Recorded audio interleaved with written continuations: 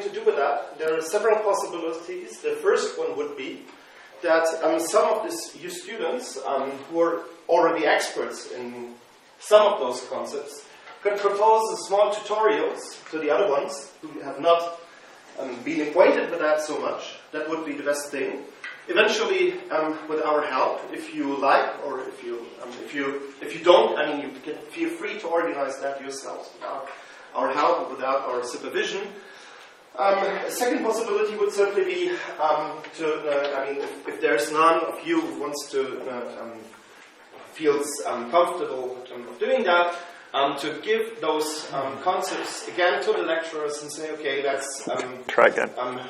Put that in. We can do that. Also, the lecturers would propose tutorials. In the afternoon break. And last thing would be that, for example, others could go into a little bit more details. So please. The first round would be this afternoon. If by this afternoon, before the afternoon session, you have some ideas what you want to have after the discussions, please put them in. Please put in the concepts that you want to have more details on, so that we can afterwards organize it, or you can organize it. Okay.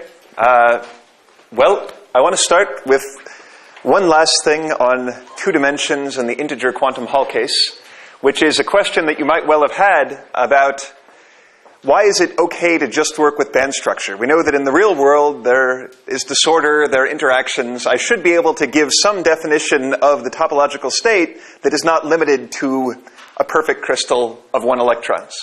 And one reason you might know that there should be such a thing is the Laughlin argument, which is kind of in textbooks and all that. I'll do it very quickly, but if you want more details, you might have to look in Prengi and Gervin or something.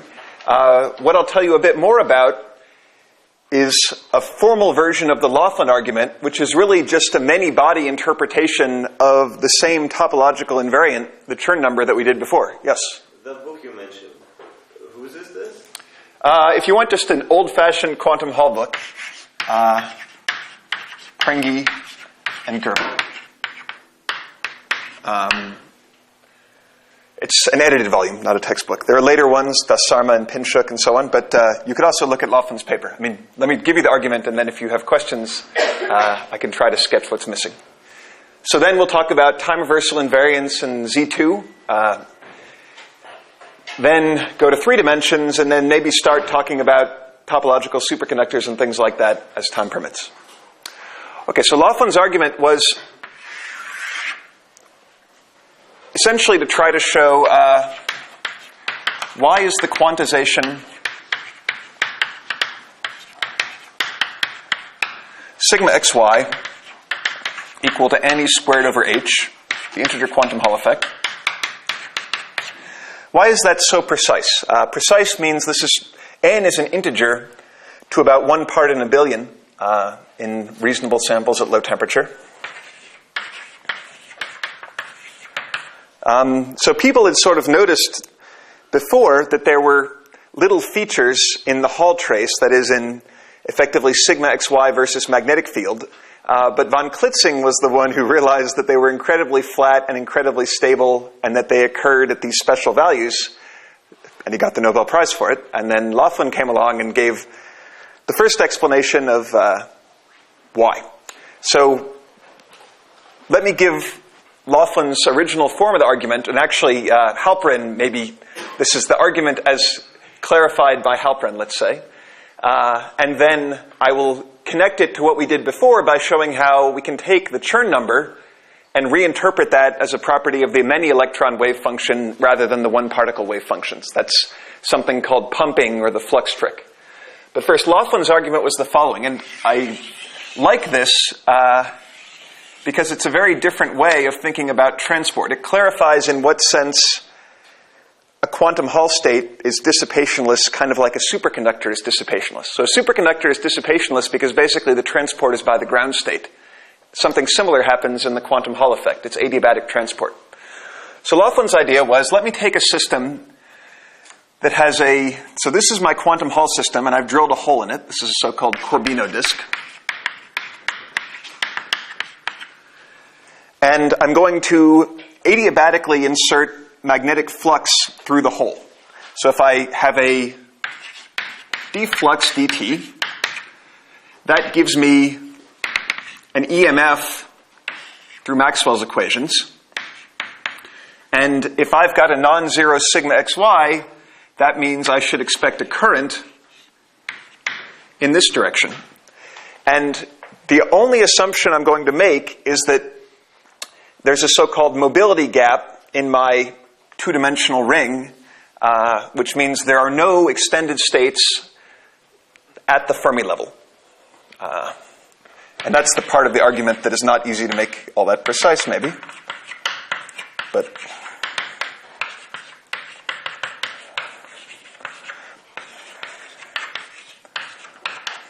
so this would certainly be true for an ordinary insulator. The idea is that if we take our insulator and add disorder, so maybe it's a disordered insulator, then in general, the density of states will be non-zero everywhere. There'll no longer be a true gap, but there will be regions where all the states are localized, and we have very good numerical evidence and analytical arguments that that should be true. So if that's true, then something special happens, which is that I can consider increasing the flux from 0 to the single electron flux quantum, h over E. And if you remember how gauge invariance works in the Schrödinger equation, there's something special about the flux quantum, which is that one flux quantum that doesn't go through the system, well, let's think about what that does. That generates an Aronoff-Bohm phase for the electronic wave functions. That phase is 2 pi if the flux is one flux quantum. So one flux quantum can be gauged away. In other words, the spectrum of the Hamiltonian of all the electrons here depends on the flux, but it has to have exactly the same energy levels once the flux gets back to one flux quantum.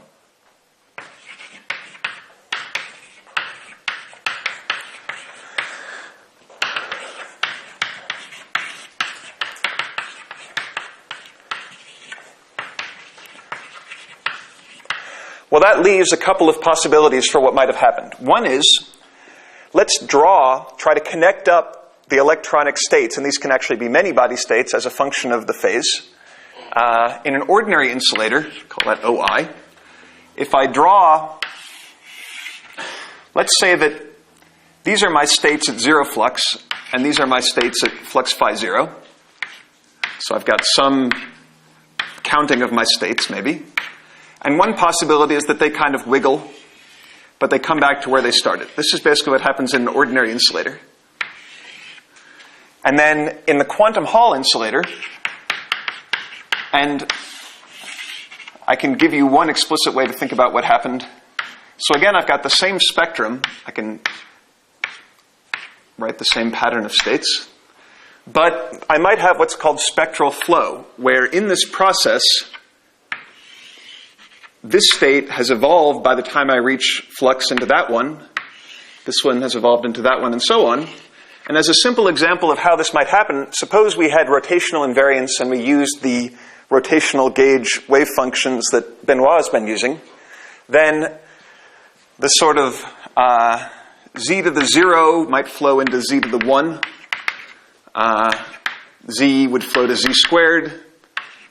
Z squared flows to z cubed. In other words, I've got, in that rotational gauge, I've got wave functions where, let's say, the lowest wave function is here, the next lowest is here, and so on.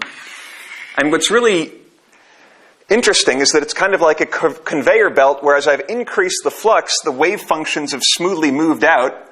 By the time they've moved out, the wave functions themselves are like where I've started, but if I'd put an electron in this one, it would have gotten pumped out to that one. If I put another flux, it would have gotten pumped out to there, and so on. So it's different from normal transport. When you do a normal transport calculation like the Boltzmann equation, the electronic states are constant, and what's changing is the occupancy of the states.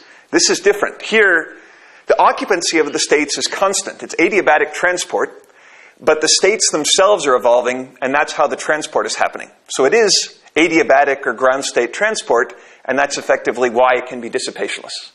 So if you want a fuller version of the argument, you can look at Laughlin's original paper.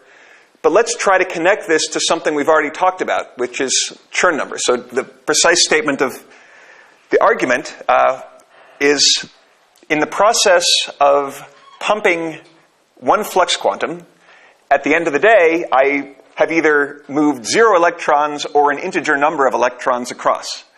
So if you know your history, you'll say, well, what about the fractional quantum Hall effect? Well, there is an assumption here that I don't have level crossings and things like that.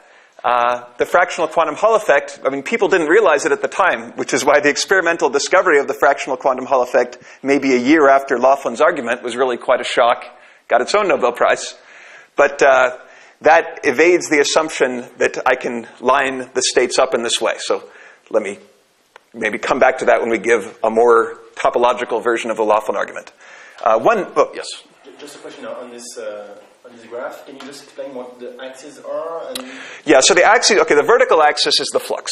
Okay. And the point is, I want to describe my states in some way. So let's say I've got a finite large system, and I just write out my states where this is, I mean, the horizontal axis doesn't mean anything quantitative. I'm just trying to label my states. And the point is that in between, the states will be a little different.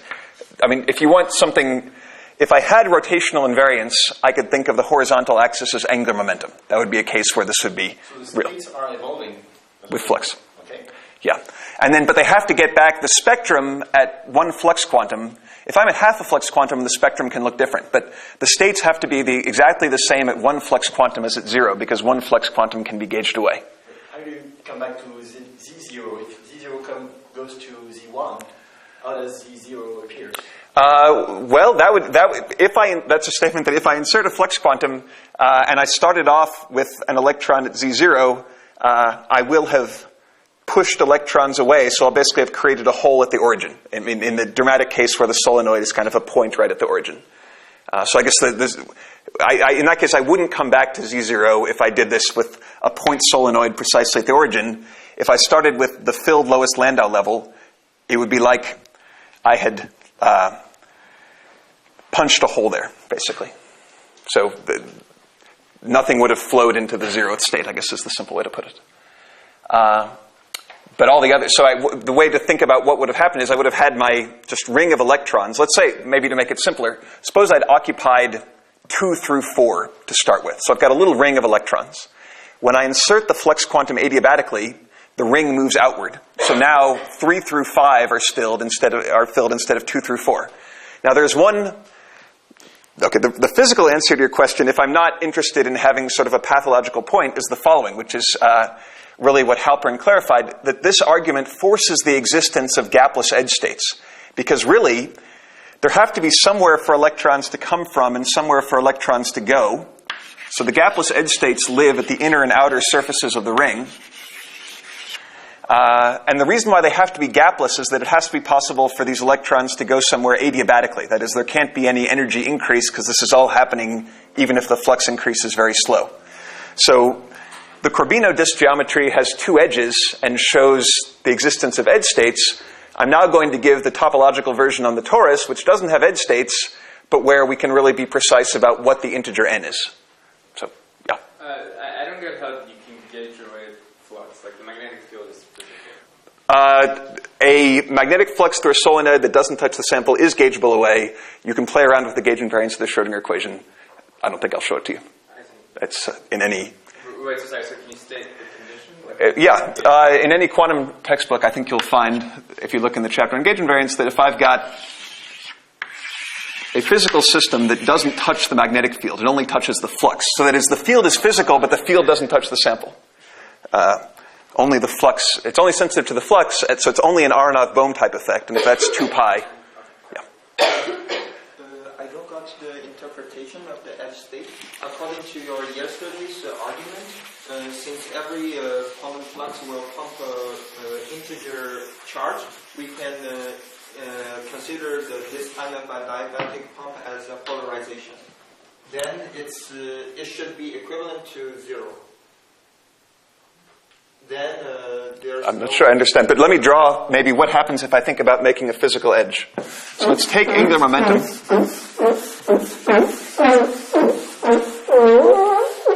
Again. So if I had an edge, that would be a potential. So I would add some, okay, so as you know, angular momentum in the rotational gauge is kind of like radius. So now, what were my lowest Landau level states are now following some potential. And let's say my Fermi level is here. So I've added a V of R. Okay. So this is now, now I'm plotting energy versus angular momentum, but angular momentum is correlated with radius. I mean, at least it increases with radius. So if I do this, let's say to start with, this is empty, this is occupied, this is occupied, this is occupied, occupied, occupied, empty. And now I do my flux. So this is my interior edge, this is my exterior edge. Or maybe to make it simple, let's say I happen to have filled that one up and left this one empty. Then my flux increase process just shifts everything over. So at the end of the day, I've transferred one electron from here to over there. So if you put in the... So what this says, if you remember what I said about polarization last time, I said polarization could change by an integer. It's only well defined by an integer. So what we've done is cyclically change a parameter and change the polarization in this direction by one electron. So that's how it's consistent with what I said yesterday. Okay? So let's make this connected with what we said before. So what we said before was that there's a nice quantity for single electrons, which is...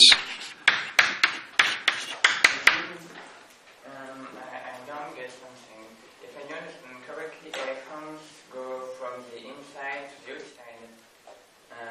So I don't see how they can be transported by the edge space. In this case, the transport is not by the edge. You can have transport by the bulk also. So there are really two different kinds of transport in the quantum Hall effect. Edge state transport, in a sense, is conventional because the spectrum is fixed and I'm changing occupancy. So there is a 1D metal at the edge. But if anyone tries to tell you that the only transport in the quantum Hall effect is at the edge, then tell them that they're wrong because Laughlin transport is by the bulk. So you can have adiabatic transport by the bulk. So if this is the case, how this short experiment relate with the experiment with the transport is annihilated? Well, it's quite an interesting question. So Thouless worked on that for a while to try to figure out to what degree should you interpret experimental measurements as edge transport versus something like bulk transport. And as I recall, the answer is fairly complicated and experiment dependent. So I don't think there's any simple answer to that question. But I do think that the predominant measurement is, I think in most cases, I think of the edge as dominating the transport. If you want, all I can do is point you to his discussion of how it depends on how far the edge penetrates into the sample and where you put the contacts. So for example, an experiment that is definitely controlled by the edge is two-terminal transport. With more terminals, depending on where you put them, you can try to construct a situation where there is more transport by the bulk, I think, but I don't know any universal answer for when an experiment is edge versus when it has a bulk part. Okay, so let's make this connected to what we did before, which was this thing. If we took F sub I, where this is the Berry curvature for band I, this is the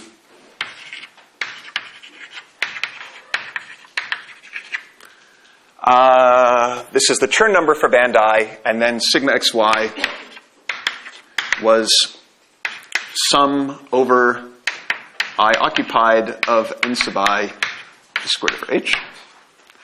So this was TKNN.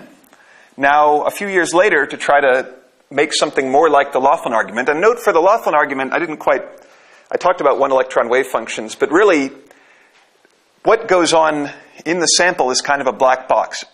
So to make it explicit, I used angular momentum eigenstates for the clean case. But his original argument didn't actually do that. All you need to know is that there is gauge invariance, which is a principle for many electron wave functions as well. So in a sense, I've put in a flux, and whatever my black box is here, all I know is that an integer number of particles can have moved from the inside to the outer edge by the time I get back to one flux quantum. So we believe the Laughton argument doesn't care about, it still works even if there are interactions in disorder as long as I have a mobility gap. So to make something like that, what new... Did you have arbitrary many-body wave functions? How do you know that they'll evolve in this way that there's the... Well, the gap could close, and then I'm stuck. But as long as the gap doesn't close, all I know is that even the many-body Hamiltonian still is the same at phi 0 and 0. Yeah, but how do you know that they explode? I don't know how to line them up, but they have to go somewhere. So they could go in straight lines, which would be no charge transferred, or they could line up in such a way that transfers charge. I don't know which. But that's actually what we're going to say now, is how do I write a formula for which one happens just given the many-body wave function? And the answer is one line of math. So let me write the math, and then we can try to explain what it means. So if I were to write out what this F is in terms of the block state, it would be I times du dkx du dky inner product minus the Hermitian conjugate of this. So this thing is pure imaginary. So, okay, U was the single particle block state at K. What if we try the following? I'm going to think about a torus. So a torus is a square with periodic boundary conditions. And I want to think about the following idea. I'm going to let my boundary conditions, suppose that before I had a hopping which was t. Now I'm going to let that be t e to the I, let's call it phi x. Let me see what I used in my notes.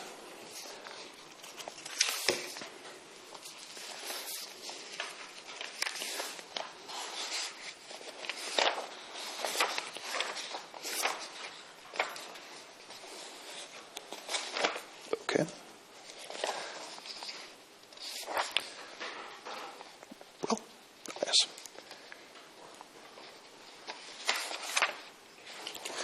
Okay, and let's say that this, if I hop in this direction, I get a hopping depending on e to the I phi y. And why do I do this? Well, if you think about what a band structure calculation is, like tight binding models say, you have a unit cell, and let's say I draw, hypothetically, the next unit cell over here, and the next unit cell over there. Well, if you think about what you actually put in when you solve the matrix for a tight binding calculation, whenever an electron, you can get at least the right answer. If whenever an electron hops within the unit cell, you don't do anything. Whenever an electron hops to a site in the next unit cell, well, I don't want to study the whole system. I want to study one unit cell. So I kind of push it back. Let's say I move back to the same unit cell. But when I do that, I pick up a phase e to the I k times whatever distance I had to move back. So these phases, if I were solving a one-electron tight binding model, then solving my one unit cell, I would do that with phi x being kx times L and phi y being ky times L. So this is, so far, a formal way of writing band structure. Band structure is like the crystal momentum enters as phase boundary conditions. But what I can do now is don't think about this as a unit cell. Think about this as a big chunk of material. And if I want, think about it as a torus. And now comes a tricky drawing thing. So I've got a torus.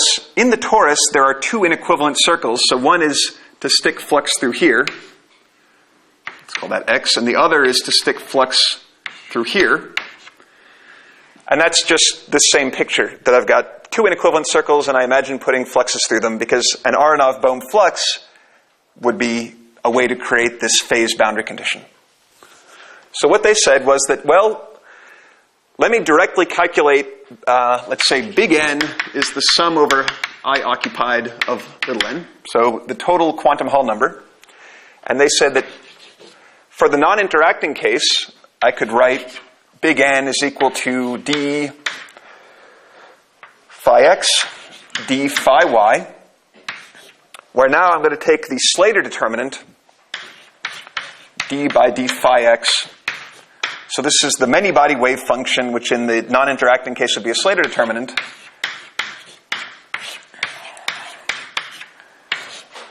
And I've got my same minus emission conjugate times I over 2 pi. But basically, this is still a Berry curvature, but it's a Berry curvature of the many-electron wave function, and instead of kx and ky, it's boundary fluxes. So you could think of it as I pump a flux through one of these circles, how much does the polarization change in the other direction? So this gives me sigma xy in units of E squared over h. But now I've written a formula that is perfectly well defined in the many-body case, even if this is not a Slater determinant. So now I make the leap and say, this is the right definition of the topological invariant for a system with interactions with disorder. So to kind of restate it, if you came along and gave me a large sample, then as long as there isn't a degeneracy as I change the fluxes, which is basically the mobility gap assumption. So as long as I can track the many-body ground state through the adiabatic theorem and it doesn't cross another many-body state. So in the fractional quantum Hall effect, it does cross another many-body state, which is a reflection of this ground state degeneracy on the torus that Xiaogang was talking about. So as long as I don't cross another many-body state, this thing will be well-defined and it will be quantized for the same topological reasons that the Chern number in the one-electron case is quantized. So this is the so-called flux trick to take our one-electron invariant and reinterpret it using the ground state wave function as an invariant of all the electrons. And that definition is not sensitive to either interactions or disorder. It turns out that this flux trick is a bit trickier for the Z2 invariants, so we're going to do something a little different. But this was the original way to sort of go from one-electron physics to many-body physics for the integer quantum Hall effect. So that's what I was going to say. So, is it a requirement that the lattice that we have here is a square or a rectangular lattice? I don't think so. I guess anything I can tile the torus with should be okay. So at least a parallelogram would be okay. And I think that if you gave me anything more complicated, I could eventually make it a parallelogram. So I don't think it depends. Maybe this is the assumption, but usually with these topological properties, we kind of figure that the detailed shape of the unit cell I can get around. So I'm just going to assume, I think, that the Brillouin zone is a d-dimensional torus, which means that the unit cell is a square. And if it's not a square, I don't know any example where that matters. So I think it's okay. For the non-interacting system, the Landau gap is obvious, but for the interacting system, what guarantees the mobility? Nothing does. So, I mean, I could certainly have, okay, the one thing that we think effectively does guarantee it, okay, I could just have a metal and then there's no quantum Hall effect and no quantized thing. So not all systems are metals. If you gave me an insulator, what I'd kind of expect is that if I make this square bigger and think about how much is one flux quantum perturbing a giant system? Well, one flux quantum, its total effect on a giant system is pretty small. So I would think that if there's a gap with zero flux, there's probably still a gap with one flux. However, there is a counterexample to that, which is this fractional quantum Hall effect. So usually, if I don't have fractional quantum Hall states with this topological degeneracy, usually an insulator will remain gapped. But there is this important exception. And fractional quantum Hall effect I'm hoping to cover in lectures 5 and 6, how that fits in. Yeah? Can you explain a little bit why having a degeneracy is such a big deal, like for adiabatic? Right. Well, the basic problem would be that this all depended, like for example, let's look at this many-body invariant. If I cross, I've got a problem. Like, let's suppose, like what happens in the fractional quantum Hall effect is I start with one ground state, but there's some value of the flux where I hit another one.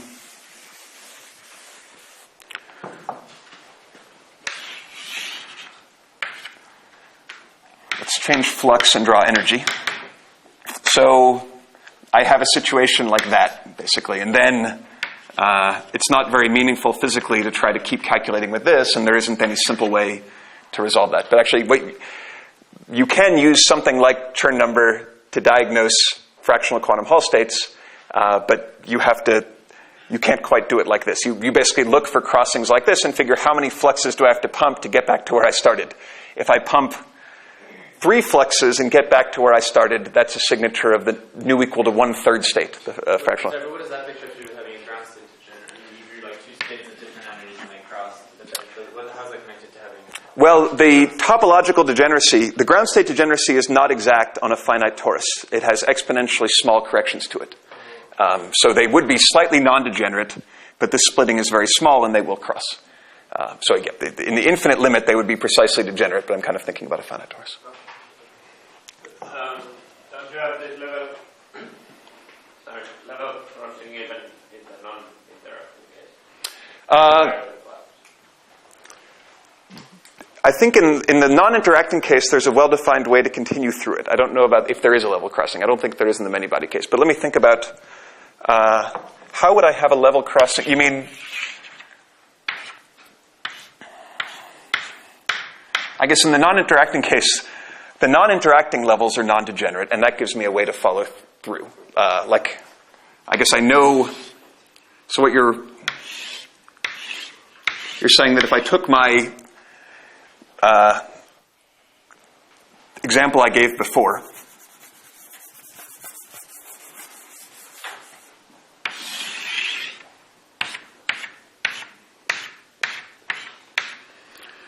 there will be an energy where I've got 2 states at the same, there will be a flux where I've got 2 states at the same energy. I think that's true, but I think I know how to continue through it using the 1 electron states. I guess that's the best answer I can give. Could you just take periodic boundary conditions? And because these are the edge states which cross. Exactly, it's the edge states that cross. So I mean, here we've taken periodic boundary conditions, so I don't think I get crossings once I put it on the torus. I think in the Laughlin argument, it's not a problem because they're located at different edges. So. Okay, well, let's get to time reversal symmetry. So, go back to the early days of quantum mechanics and think about what makes fermions and bosons different. Well, the most famous difference is fermions have half-integer spin.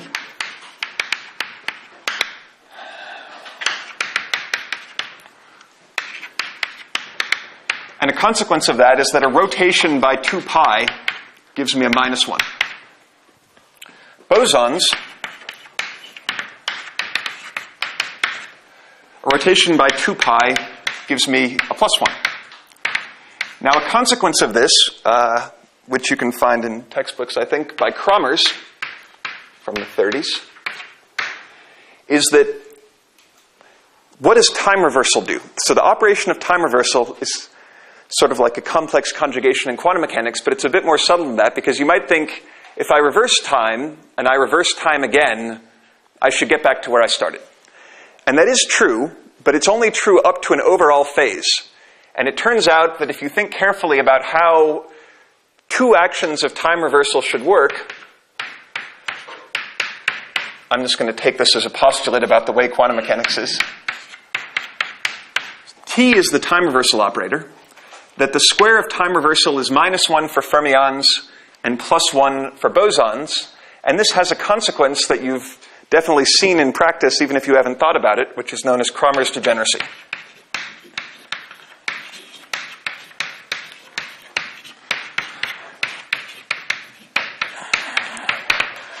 So that's the statement that any state of a spin-half particle, say, in a system with time reversal invariance is at least 2-fold degenerate.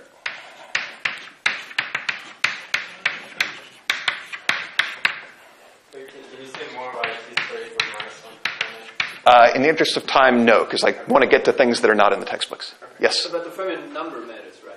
Yes, that's right. If I were looking at the many-body wave function of 2 fermions, I'd have to worry about it. And that's exactly why the flux trick is actually hard for Z2 invariance, and we have to do something else. So you are right that for the many-body wave function, if I had an even number of fermions, it would start to look like a boson. Hold that thought. So, okay. Any eigenstate of a fermion, of 1 fermion, in a T-invariant system, like, for example, an isolated atom,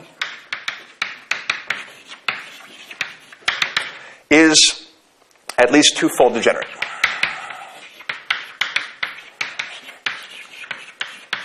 In other words, suppose you take your atom and maybe you've got a d shell that's very degenerate. So you want to make life interesting, you put on spin-orbit coupling, maybe you put on crystal fields, but as long as you don't put on a magnetic field or something that breaks time reversal, you cannot avoid twofold degeneracies. And a way to state that is that with bosons, in a time reversal invariant system, if you take a boson and you time reversal conjugate the state, you get back another state, but it might be the same as the original one. With fermions, that never happens. You always get back a state which has to have the same energy because I have time reversal invariance, but it cannot be the same state. So this turns out to have quite surprising consequences when we think about topological states. So there are different pictures of the Z2 invariant. I'm going to give some. I guess for Berry phases and stuff like that, I think the most elegant picture is actually for the 3D invariant. Let me sketch a bit. Let me give, I think, physical pictures for why there should be a Z2 invariant in 2D. And then for the mathematics, maybe I'll give that for the 3D case because it's cooler. So, okay. Why should this lead to a Z2 invariant, which is kind of like an odd-even effect? That's saying that in terms of edge modes, one edge mode is stable and two edge modes are not. So let me give two versions of the argument. The first is the original paper of Kane and Malee, and the second is a slightly different version, just looking at the edge.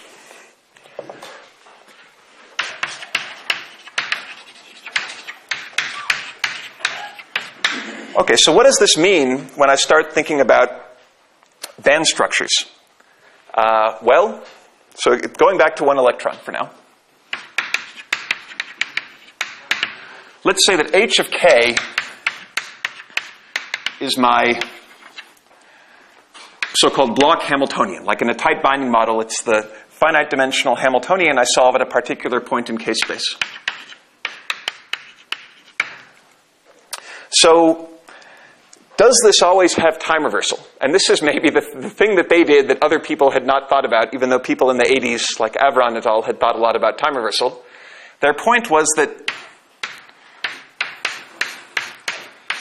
if I look at the time reversal conjugate of the Hamiltonian at K, that gives me the Hamiltonian at minus K. In other words, in a sense, time reversal acts both on the orbitals in the block Hamiltonian, but it also takes K to minus K, where that makes sense because K is a crystal momentum. Momentum changes sign under time reversal. But this means that some K points are different than others.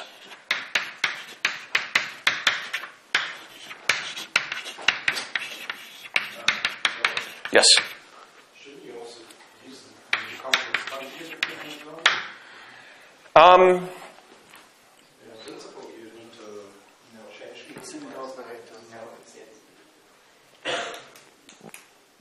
I didn't hear. Are we Okay. assuming it is time reversal symmetric? No, I don't want to assume that H is time reversal symmetric, but I guess, I mean, these are different H's, I guess is my point. Like, I'm not sure exactly. I mean, the time reversal operator has a complex conjugacy in it. Well, it can also shuffle bands and things, so... Well, only if I have a degeneracy to start with. S and P orbitals get flipped. But I guess I think of that as incorporated in my definition of the block Hamiltonian at minus K. So I guess the way I'm used to writing it is, I think this, let me just check to see if I've forgotten something. Let's see the vote. I don't think, okay, all I can say is I don't think I need a star, at least the way I'm defining the block Hamiltonian as a function of K. So I'll check by the next lecture. Hamiltonian and not the block matrix. Just the block matrix. The full block matrix. It's the block matrix. I mean, it's a Hermitian problem at each K. So it's what I would solve to get the energy eigenvalues. But for example, the energy eigenvalues. So if I have a time reversal invariant system, the point is that at some K points, H is actually time reversal invariant, and at others it's not. So if K is equal to minus K, so let me put it this way. Okay, maybe this is clarifying it. I don't mean that H has a particular functional dependence on K in this equation. I just mean that this is the block Hamiltonian at K, this is the block Hamiltonian at minus K. If K is equal to minus K, which would be true, for example, at K equal to 0, but it's also true at K equal to pi by A. Because once I remember, if I'm thinking about one dimension, say, K equal to pi by A becomes minus pi by A. Those are the same point. If K is equal to minus K, then H is time reversal invariant. Not otherwise. Or at least otherwise it doesn't have to be.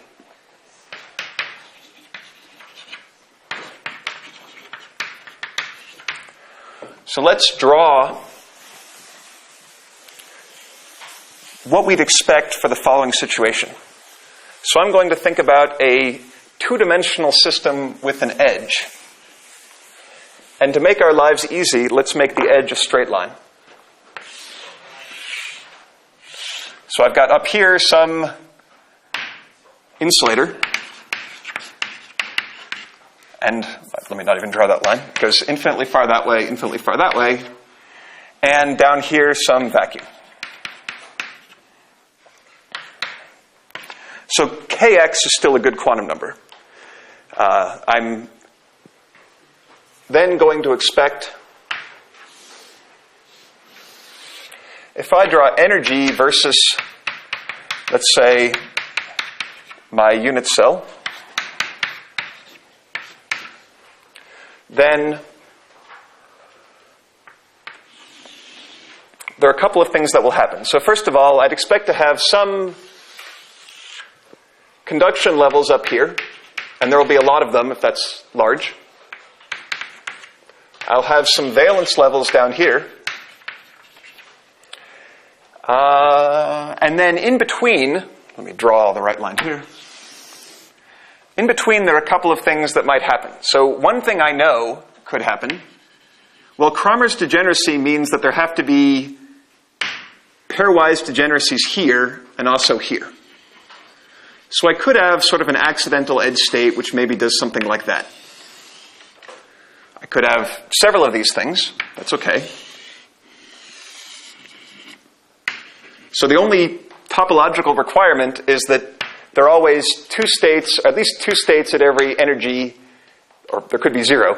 If there are states at an energy, they're an even number here and here, but in between it can be non-degenerate. And there could be some energies where there's no edge state. So this is an ordinary insulator. But what they realized from playing around with numerics on their model with graphene is that there's another possibility. And note that I didn't draw the left-hand side because time reversal means it has to look exactly the same as the right-hand side. That is, the energy spectrum is time reversal invariant because we're starting with the time reversal invariant material. So let's just draw half. Sometimes this gets called the effective Brillouin zone. If I only am studying a time reversal invariant material, then I don't need to study all the Ks. It's enough to study half the Ks. So if I do that, then the other possibility would be to have, again, valence and conduction. Sorry. I've still got twofold degeneracies, but maybe, let me give you a yes or no question, because we want a yes or no question for a Z2 invariant. The yes or no question is, do the two states that come out of here go to the same point or different points on the other side? So the other possibility is to have something like a ladder. So if the answer is yes, I get that possibility, ordinary insulator. And if the answer is that they go into different points, then this is the topological insulator. So if I can give you a yes-no question, that indicates that there ought to be some kind of Z2 invariant. And the point about the ladder is that the only way this can end is by running into the conduction or valence band. So at any particular cut in energy, this has to cross a state. So in other words, wherever the Fermi level is in the gap of the bulk, there has to be an edge state here, and there doesn't have to be an edge state there. And before you ask me questions about this, let me give another picture, just kind of focusing on the edge.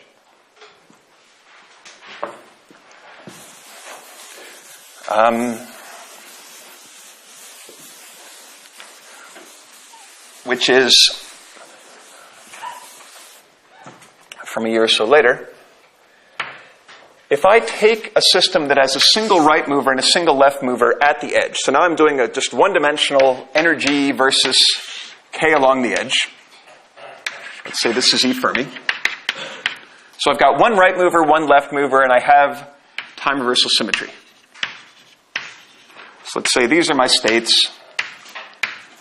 And to start with, maybe let's say I run one electron to the right. So I fill up this. Here, solid circle means I put an electron in the state. Empty circle means it's empty. Okay, so this is a state with a little bit of current going to the right. And I don't really need SZ conservation. I need these to be time reversal conjugates of each other. But if you want a simple picture, you could have SZ conservation and say this is right moving edge, left moving edge, spin up, spin down. Okay, so why is this stable? Well, at low energy, that's the only process available from the Pauli exclusion principle. And this, if I were going to compute the matrix element for that, well, that's a matrix element between two states of a Kramers pair, because this state is degenerate with that state. They're part of the same Kramers pair. But the matrix element of any time reversal invariant perturbation between the two states of a Kramers pair has to be 0, because otherwise I would split Kramers pairs, and that's not allowed because then there wouldn't be Kramers degeneracies and Kramers wouldn't be famous. So this has to be forbidden by Kramers. So now you say, well, wait a minute, I've heard that one-dimensional wires localize, and you've just told me that one-dimensional wires don't localize. Well, a normal one-dimensional wire, in fact, we believe that with time reversal invariance, you could never make this as an isolated 1D object. You can only make it as the edge of a two-dimensional thing. If I've got two right movers and two left movers, so let's say like a normal carbon nanotube or something has both spin up and spin down going left and spin up and spin down going right. Well, this process is still forbidden, but the up-to-up process is allowed, because those are not time reversal conjugates of each other. So in other words, an ordinary quantum wire with spin up and spin down channels in each direction is indeed unstable. We believe that this process does happen and it localizes. But if I've only got one edge mode, then it's stable. So that doesn't tell you anything about a bulk Z2 invariant. But it tells you that if you had something with one Kramers pair of edge modes, it's at least stable. It doesn't tell you how you got there, sort of. So these are the two maybe intuitive pictures for why time reversal symmetry of fermions should give you an odd-even effect, where an even number is unstable, but an odd number is stable. Yes? Where did you go, like you drew most of that, where did you say how they were localized on the edge? Well, I guess just the fact that they remain a discrete number of modes, even as this gets infinitely big, is kind of, otherwise I'd have a lot of states. Okay, so let me go back to my list. Okay, so there is a mathematical expression for the two-dimensional Z2 Berry phase. I think, as I said, I like the 3D one more. The 2D one, let me save that to make sure we have time to talk about it maybe at the end. I think I want to get started on 3D, because in a sense, 2D is another topological 2D state. When we already had the integer quantum Hall effect, 3D is more surprising because there is no 3D quantum Hall effect. So a good question is, why is there no really 3D quantum Hall effect? I'll at least show you pictures of the 2D topological invariant when we get to that. Can you say a little bit about how the state terminates inside the bulk? Because, I mean, in the end, the bulk still has to satisfy this doubling. That's right, but I guess in the bulk, the number of states in the bulk is getting very large, assuming my system is, macroscopic away from the edge. So I've got some huge mess of states here that I'm not even thinking about. So they will have degeneracies, but I don't know about the details. Is that the question, or? Well, I'm just wondering, if it's odd, how does oddness terminate? Well, yeah. So nothing prevents this energy level. I mean, it will no longer be localized at the edge at this point, so I shouldn't even really draw a continuum. It'll basically hybridize with whatever's going on in the bulk. But I guess all I can say is there's no topological reason that prevents it from losing its sharpness by merging into the bulk once it gets to that energy. So in general, even in the quantum Hall effect, edge states are well defined when there's a bulk gap or there's some reason why they can't mix with the bulk states. But here, there's no reason why they can't mix with the bulk states, so once their energy gets into the bulk states, there's no reason for them to be localized at the edge, I guess is the way to put it. Can you resolve this issue by going to finite-size systems so you always have the left edge and the right edge? So there will be some very small splitting, and then you have even come in pairs. So.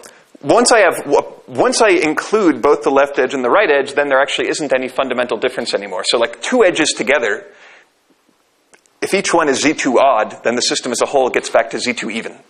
So with two edges, in other words, it really is true that only one edge in isolation is stable, and we actually see this happening in experiments, at least on the 3D topological insulator, that if I make a thin film, the top surface and the bottom surface modes come together and open a little gap. So that's a way to see how, you lose this distinction once you let the left edge and the right edge hybridize. Yeah. A stupid question. I understand why single mover counts interacts with themselves, but if you have three of them, you have still some place. So that's right, but I guess our picture is that in general, of the three, one pair will localize and then you'll be left with one. So you might say, well, how do I know that all three don't localize at once? For that, you need the bulk topological invariant, probably, to show that you couldn't get. But at least unless you have some fine-tuning, the most likely scenario would be that there's a pair that have the most relevant scattering, and that pair localize, and then you're left with one. Or in general, our belief is that if you started with an odd number, they will localize in pairs, and you'll be left with one. So in a sense, the stable situations at long distance are either 1 or 0 with disorder. Okay, so 3D, suppose you try to make a 3D quantum Hall effect. It's actually, okay, so let me give maybe the first picture of why there is a 3D Z2 invariant, and then come back to the elegant way to write it in terms of Barry phases, non-abelian Barry phases. We might not get to that this time, I hope so. Okay, well first, if you try to make a 3D quantum Hall effect, well, let's think about trying to imitate what we did with Chern number in the 3D Brillouin zone.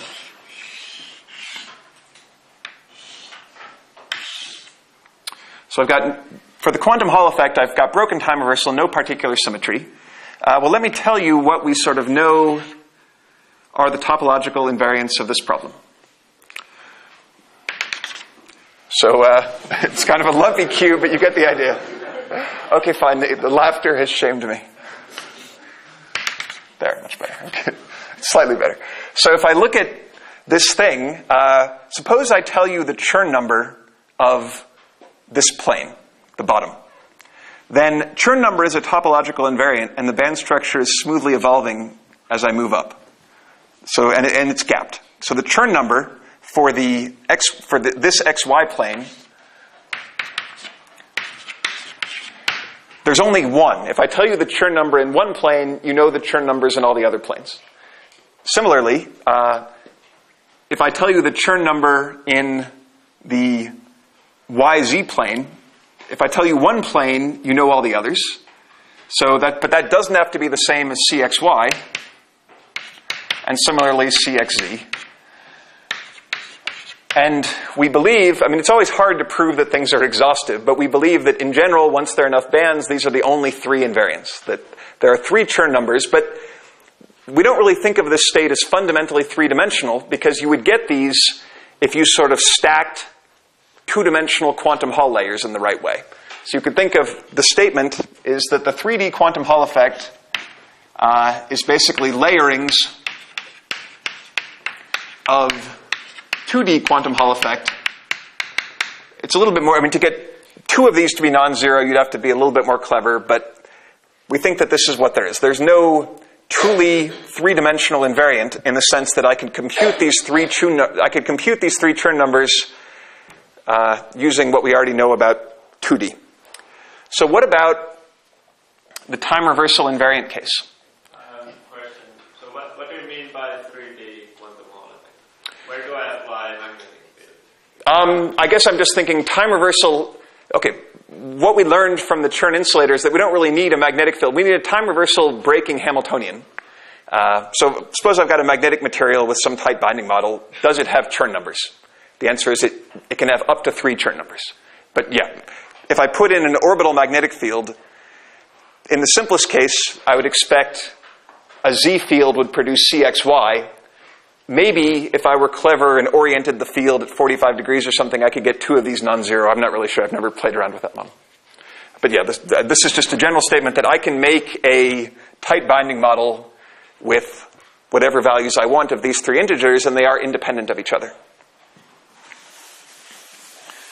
So that's kind of disappointing on some level. When I show you the big table of topological invariance in a second, that's the statement that there's nothing really new in 3D. You just have additional copies of the lower dimensional invariant, but we don't really show those as an entry in this table. Okay, so one lesson from the 2D case is that we should think carefully about time reversal even in the 3D case. So let me think about XY planes to start with. So 2 of those planes are special.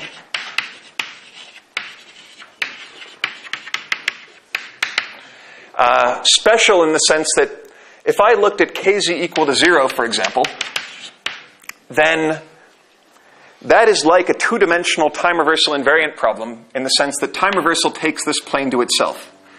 Time reversal takes pi by a to minus pi by a. So that's another, and that's the same plane. So these 2 planes are special in the sense that they are like 2D T-invariant problems.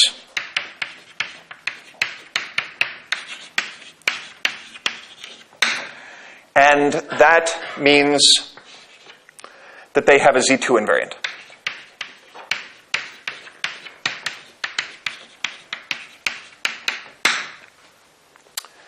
Okay, then the same thing we could do for x directions and y directions. So let's call these 2 invariants, say Z0.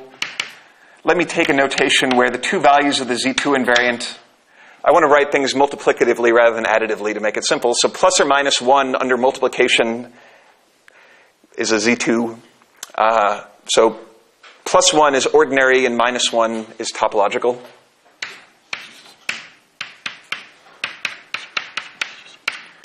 And the key difference is actually now possible to state, which is that these 2 are independent of each other.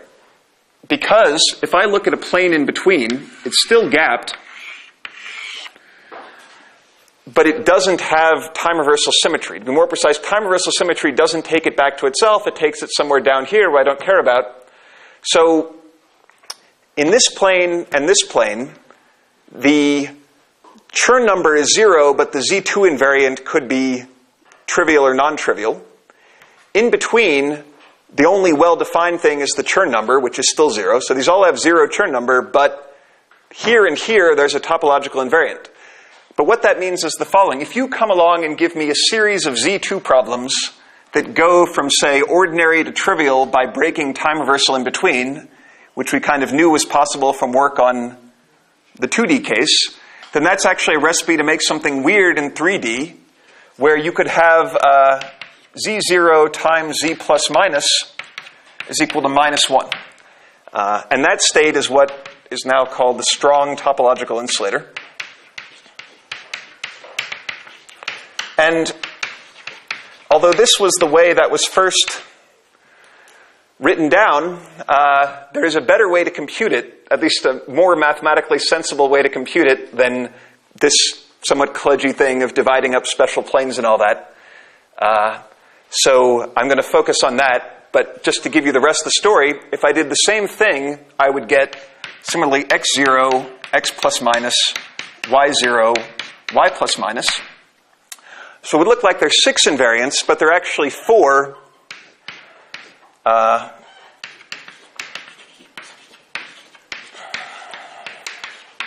from around 2006 or so. The reason why there are 4, there are basically 3 that you could think of as layered Z2 invariants. Those are the so-called weak topological insulators.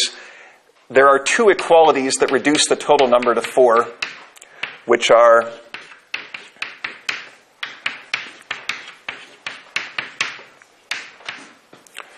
that if I'm strong in the sense that if the invariants in these two planes are different, then it turns out the same thing has to be true for the x planes and the y planes. So the fact that there are 4 invariants is right, but I don't think this is the best derivation anymore, 8 years later. So let me give you a more fundamental one. And that is, let's go back to the Berry phase.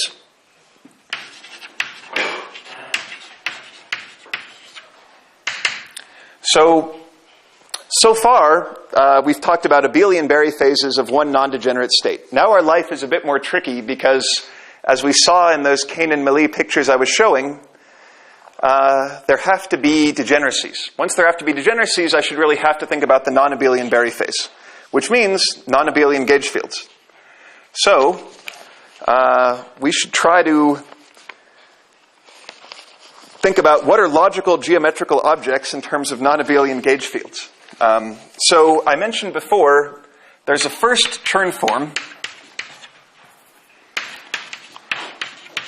which is a 2 form, and it's F. To make it clear, let's write it as F ij.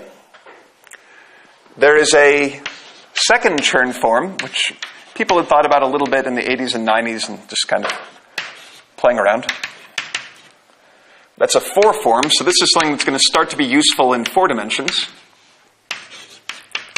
ij, FKL. But we said with polarization in 1D, there was something useful that was related to F in the sense that dA was equal to F, and A was a 1 form. So mathematicians, Chern and Simons, had, and it is actually the same Simons that all these Simons Centers for Geometry and Physics and Theoretical Computer Science are named for. He took a break from mathematics to make a lot of money. This object is the derivative of something, and I'll write it out in a second.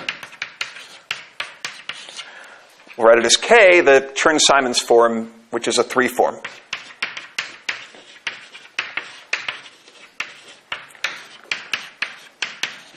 And the main point I want to make is that almost everything we said about polarization before, such as the fact that it changes by an integer under gauge transformations and stuff like that, is going to be true when we write the integral of the Chern-Simons form in 3D.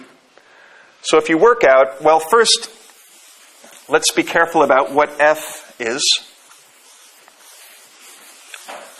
So just like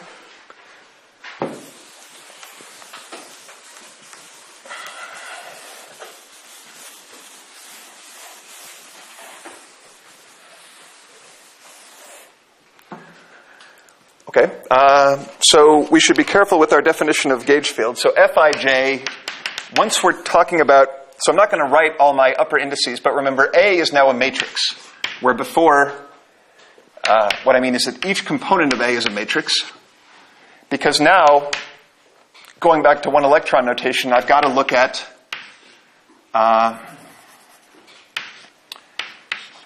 let's say band alpha derivative band beta. So this is a non-abelian vector potential. The non-abelian field strength is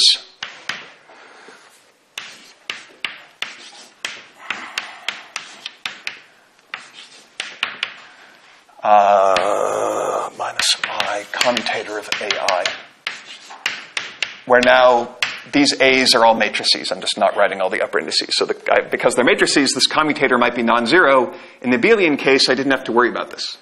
So for a non-abelian gauge field, like if you ever took a course on QCD or whatever, this is the field strength. And the Chern-Simons form is, we can write it as AI dj ak. Let me put an epsilon ijk in front. Minus 2I over 3 AI aj ak. Where again, each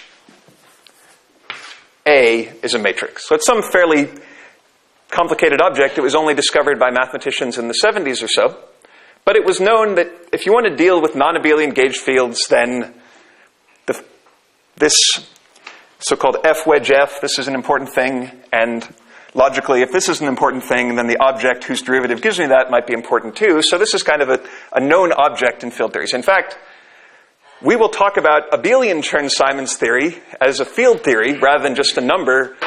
We believe that sort of a similar mathematical object, but actually simpler, the abelian version of this is the fundamental field theory of quantum Hall states. Lecture 5 or 6. Okay. This is a 3 form. This is the Chern-Simons 3 form. Yeah, that's right. This is K. And the magic of this thing is that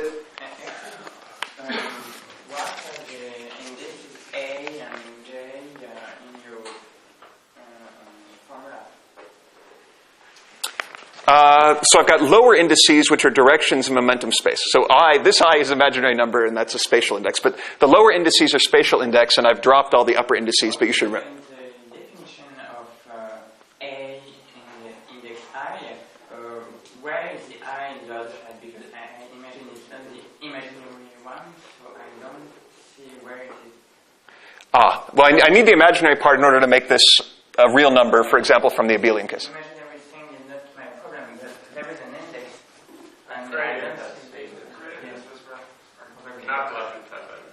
I see. You mean this is the gradient with respect to k sub I? Sure. Sorry. Okay, so let's think about. Yes. Is it to say that this thing transforms as a gauge? Let me tell you how it transforms under gauge transformations. Because it's not completely gauge invariant. But it fails to be completely gauge invariant in exactly the same way as A. So if you remember what we said about A in 1D,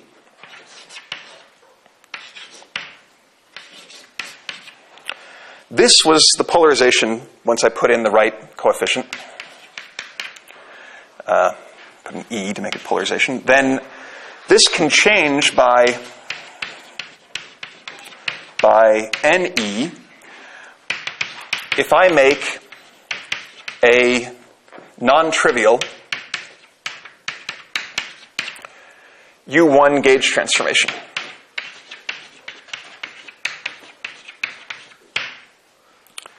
So, okay, what I mean by that is our Brillouin zone in one dimension was a circle. So my gauge transformation, well, I've got a phase that goes from 0 to 2 pi or 0 to 4 pi or something as I wander around the circle. The fact that there are non-trivial gauge transformations of the polarization is the statement that pi 1 of the manifold of U1, which is the circle, is Z. So now my claim is that if I integrate this thing, d3k, this will give me some number. Let me call it Q, and I'll write out the explicit formulas on my slides. Yes? Excuse me, sorry, but I still have a problem because K doesn't have indices. Here you make derivative. Yeah, so I need the epsilon for the integral. You're right. If I wanted to find K should be Kijk from this thing. I went ahead and started writing the integral. I used the epsilon to make the integral. Okay, yeah, good point. So yeah, Kijkl would be this thing without the epsilon. Let me put back the epsilon because I want to give something I can compute. If you come along and give me a band structure, I take maybe even more than 2. I take all the occupied bands. I form this connection from all the occupied bands. So if I've got n occupied bands, this is an n by n matrix for every direction, for every point in K space. I make this object, I integrate it, and I get something. And let's assume I've picked a gauge and computed this. Then I should ask, well, could this be physical? Could this be gauge invariant? Well, now our gauge transformations are UN. And we're in D equal to 3. So what happens when I make a gauge transformation on the Chern-Simons form? Well, here's a clue. The fact that there are U1 gauge transformations of this that change by an integer are related to the fact that the two-dimensional integral of f is an integer, the Chern number. Similarly, the four-dimensional integral of the second Chern form is also an integer. So that's a clue that maybe gauge transformations shift q by an integer. I haven't said yet what the physical significance of this quantity is, so that'll be a good punchline when we start next time, or probably it's given away on my slides, but I need to say more about it. But so far, let's just say this is something I could compute from the band structure, and maybe it will be a topological invariant. But remember, just like polarization, polarization in general is not quantized. It's only quantized to two values once I imposed inversion symmetry. This is going to be like that. This in general is a physical meaningful quantity like polarization, it will turn out, but it's related to the magnetoelectric effect. Okay, I gave it away. But this quantity, so far, is not quantized. It's only going to be quantized when we add some symmetry. But what we can say is, under gauge transformations, the gauge transformations are un and d equal to 3, so we should look at pi 3 of un, and for n greater than or equal to 2, which are the cases we care about, this is z. In other words, there are non-trivial gauge transformations just like in the polarization case. So again, this is something that is not totally well-defined because I can shift it by an integer. So only the fractional part is well-defined. But that means if I have a symmetry that takes it to its negative, and it turns out that time reversal does that,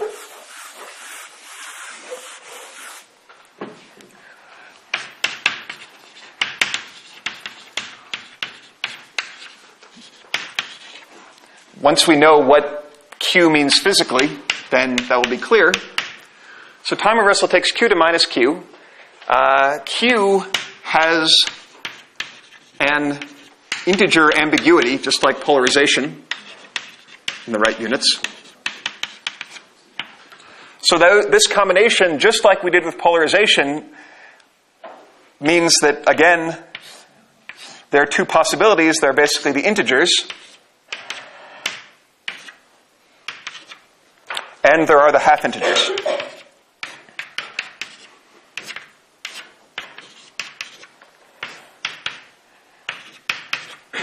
And that these are both integer-spaced combinations that are symmetric under q goes to minus q. So this means that there ought to be, if this computes something physical, then there should be two values allowed by time reversal, which we can think of as ordinary and topological. We haven't shown that yet, but it is a nice property of the Chern-Simons form that it isn't totally gauge invariant, but it can't be changed arbitrarily by a gauge transformation. It can only be changed by an integer.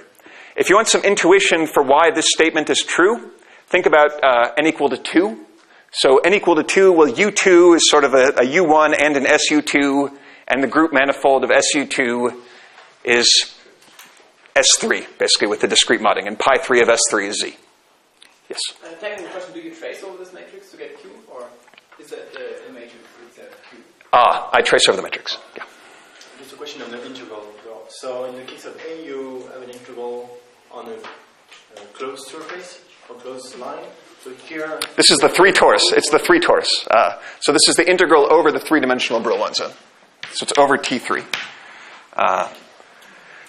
And yeah, this is not the only invariant. There are these sort of lower dimensional invariants as well, the weak topological insulators, but those are not really three-dimensional. They're just kind of like layered copies of the 2D case. They have some interesting things, but this is the fundamentally three-dimensional one. And it happens to be the logical three-dimensional object, or the logical three-form from gauge theory. Let's put it that way. So it turns out to be physically meaningful. You no longer need hadrons if you want to see non-abelian gauge fields. You just need a solid.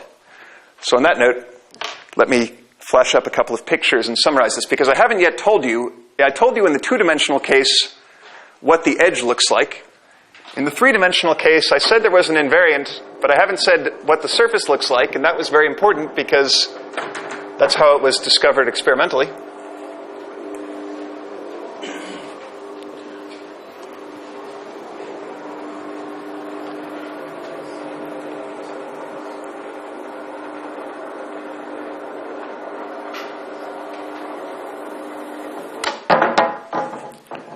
Is that... okay, yes, it is warming up, I guess.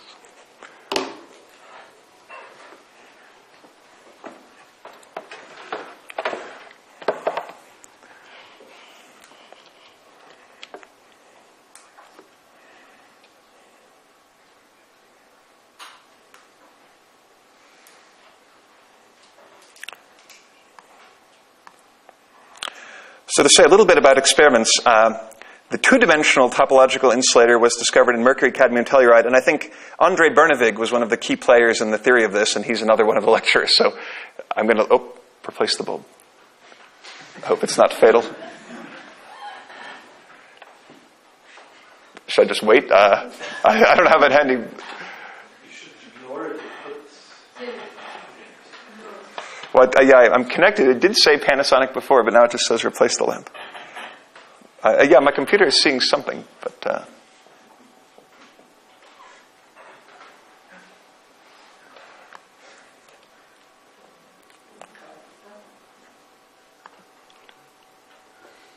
Okay.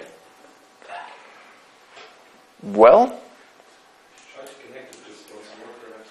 Try to connect? To connect it once more. Okay.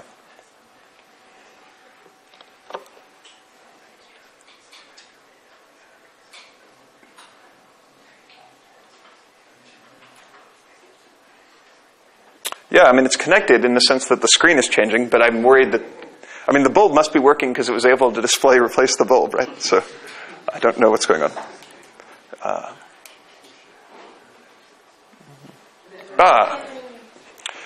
Okay, sorry for the delay. So I won't talk about the two-dimensional experiment. It's important. Andre will talk about it, I'm sure.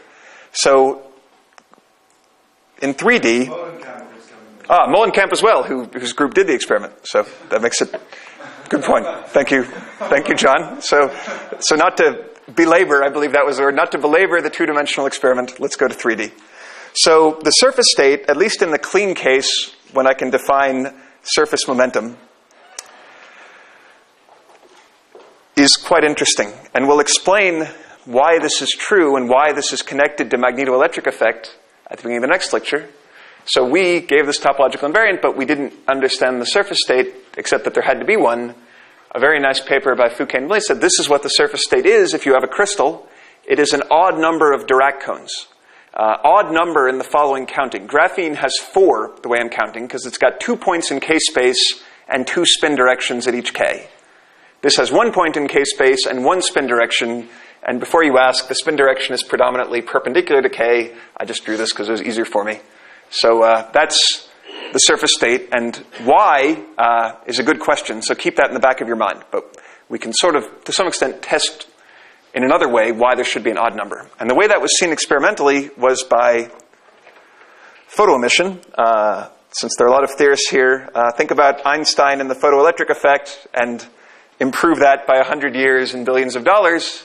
Then you have a photon coming in, bouncing out an electron. You measure the electron very precisely, and you figure out when it was in the solid, what were its momentum, energy, nowadays spin. And Zahid Hassan's group at Princeton was the first one to find a 3D topological insulator. This is a slightly later material, but it's become kind of the benchmark material. Bismuth selenide. This is a material that's known for a long time to have a bulk band gap of about 0.3 electron volt. So the conventional wisdom was that there should be no states here. In fact, there are states here, and one can tell that they disperse like surface states. In other words, they don't have a well-defined K into the material. So one reason why this was fairly nice and why there are a lot of experiments now on this material is I haven't talked much about actual units except for E squared over H. Electron volts, if I convert that to temperature, 0.3 electron volt is a lot. That's more than 1,000 Kelvin. So quantum Hall physics is normally a few Kelvin or a millikelvin. In graphene, it can be larger, but you need really huge magnetic fields. This is zero magnetic field. So this is a topological state that can be worked with under reasonably, I don't want to say easy, but less demanding conditions than the quantum Hall effect. Yes? Is also k-space covered by this experiment? On the x-axis here.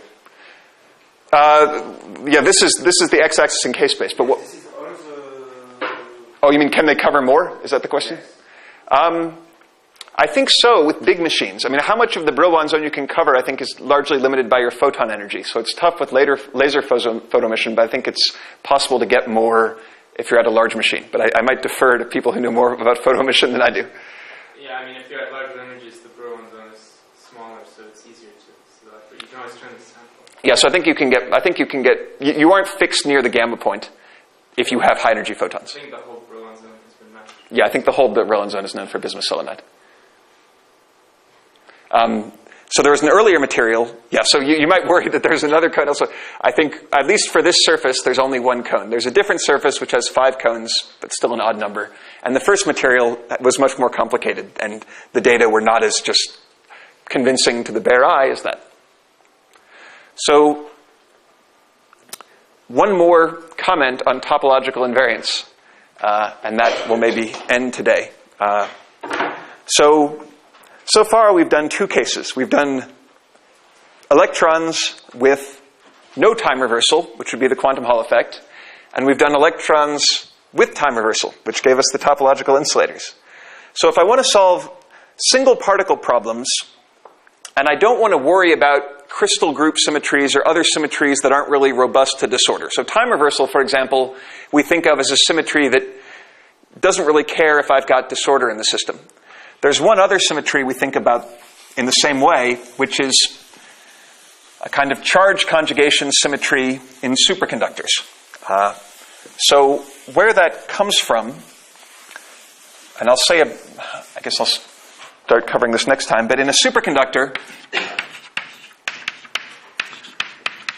when you solve for the quasi-particles of a superconductor, you use a Bogusubov-de Gennes equation, called BDG.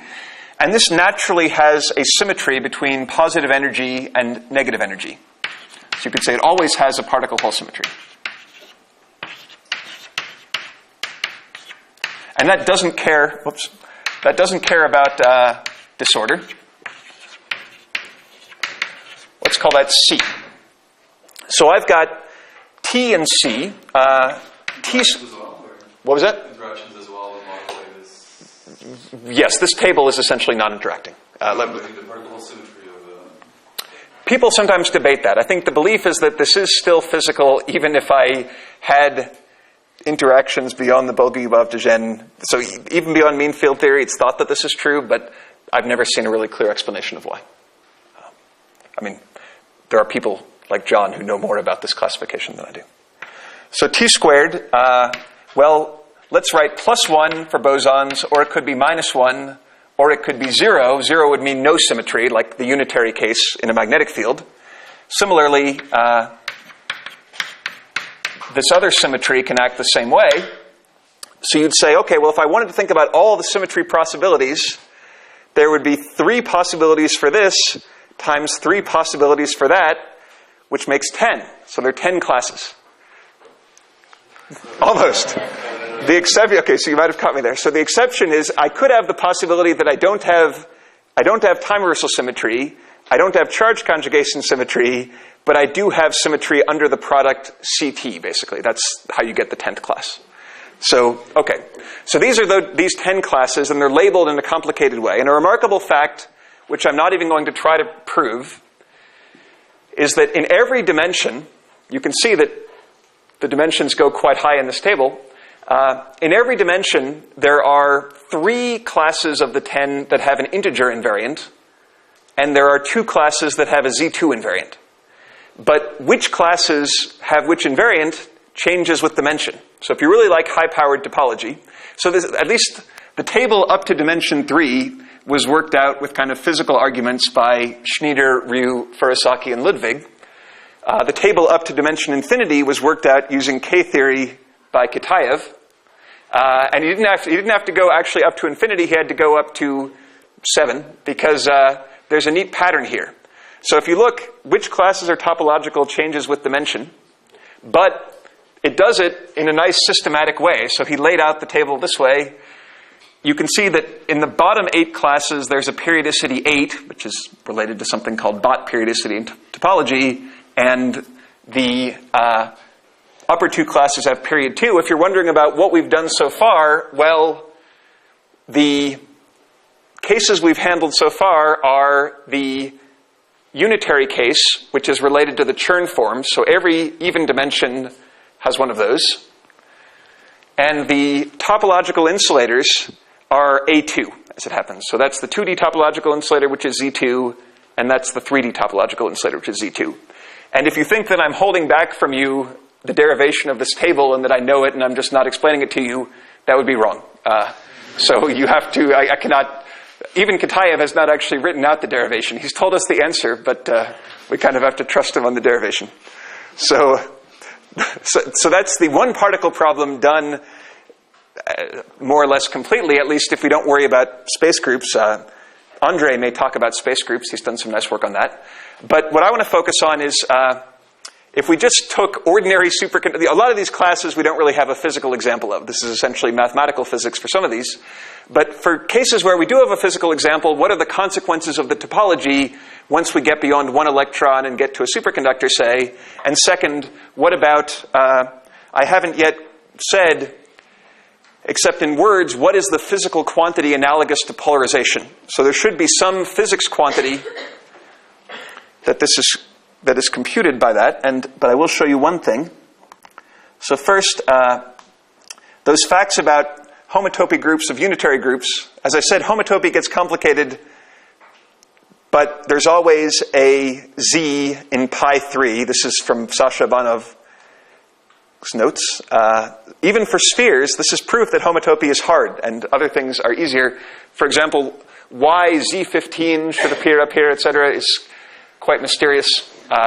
So if you try to calculate higher homotopy groups, you get in trouble, but the good thing is, as I told you, I was not lying, the first one to appear is always Z, and we say that the n sphere is n minus 1 connected because all the ones up to that are 0.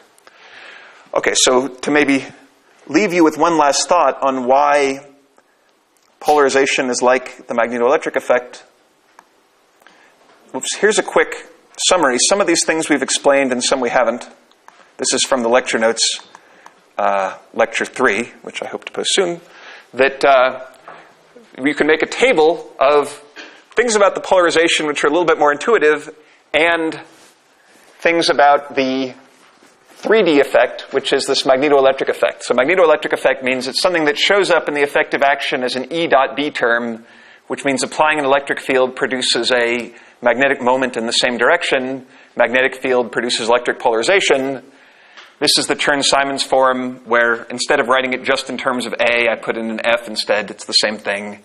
Okay, this is what I integrate, so it's with the epsilon in front. This is the Chern form that I would integrate in 4D, and the rest of the table is stuff I should explain next time. But the point is, if anything sounds mysterious about magnetoelectric effect and 3D and Chern-Simons form and all that, just try to reason by analogy with the stuff that's easier to picture in 1D.